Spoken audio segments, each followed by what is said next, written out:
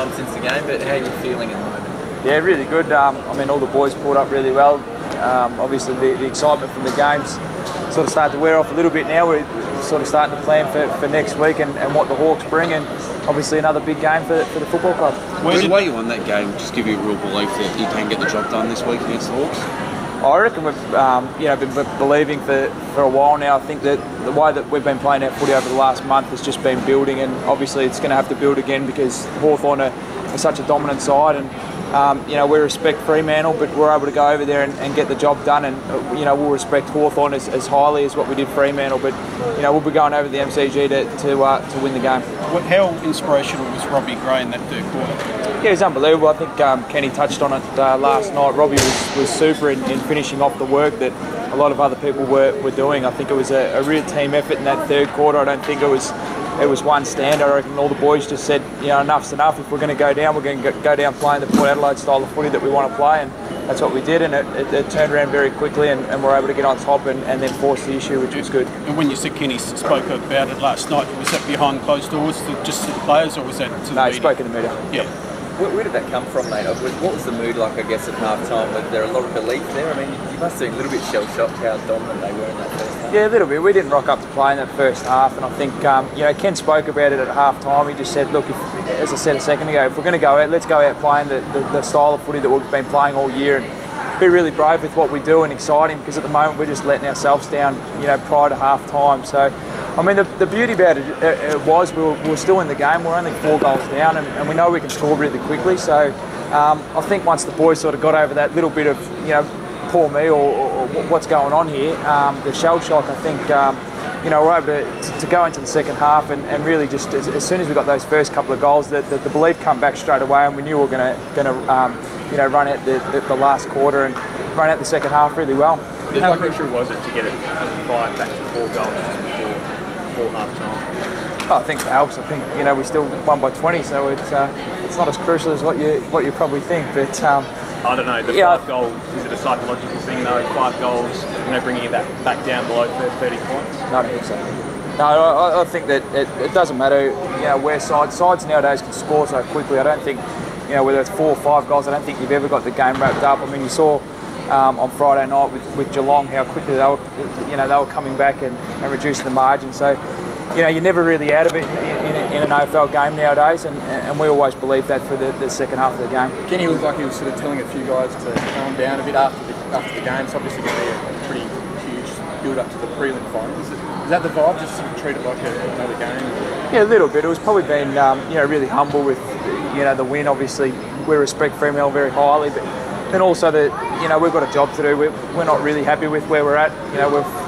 We haven't completed anything. We haven't accomplished anything yet. We've won a couple of finals, which has been great. But at the end of the day, every team's going out there to win the premiership, and we're no different. It's a lot more on the way back. How's his spirits? Yeah, he's very good. I mean, Tommy's the ultimate professional, so he'll be right for the week. And obviously, he copped a real heavy knock, which at the time he couldn't quite get moving as well as what he would have liked, and Ken made the move to switch that up. I don't know if it was hip. Was it hip or back? Or? I think hip.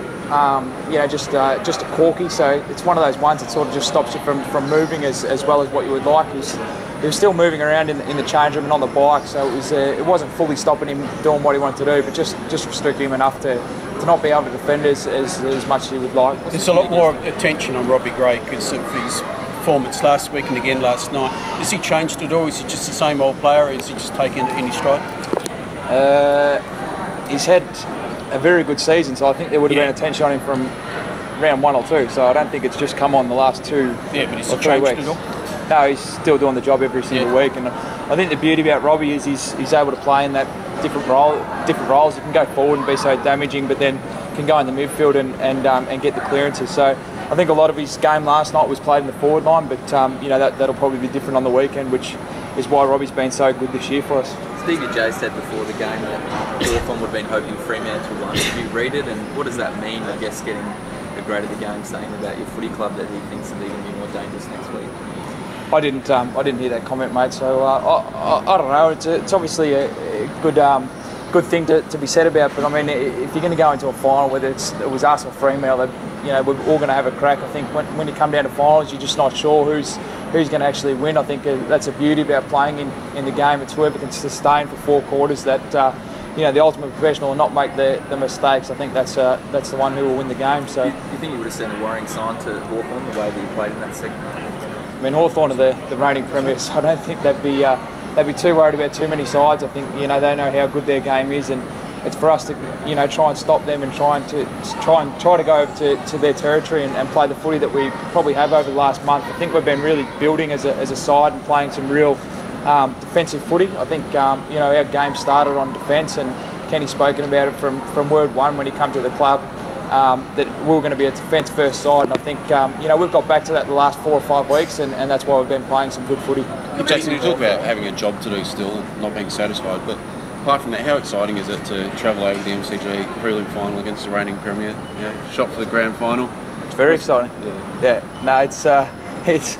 I think the boys are, we've deserved it. I think we've worked really hard for that spot. But yeah, as we said, it means nothing if we don't go on and win next week and hopefully the week after. So, I mean, as Kenny said, we've got a job to do. But I think the boys aren't satisfied with where we're at, which is why we're just going to keep working hard. Obviously, we've got the training week this week, and then obviously going over to Melbourne and playing in front of a big crowd on Saturday, which will be fantastic. You've beaten Hawthorn this season already. I mean, will that be dwelling on that at all? Will that give you any extra confidence, or put it out? I know it was a while ago. Put it out of your mind, or what? It was a long time ago, and I think they had some personnel out, so it's a totally different game. It's finals footy. It's a lot for stakes. So it's they've been there before, and we respect them very highly. And the way they go about their footy, and they have for the past 4 or 5 years, they've been a super side. So we're going to have to work really hard this week, and then obviously go over there and hopefully play 4 quarters, because if we don't, they'll be able to get on top of us. How did you celebrate last night? Celebrate?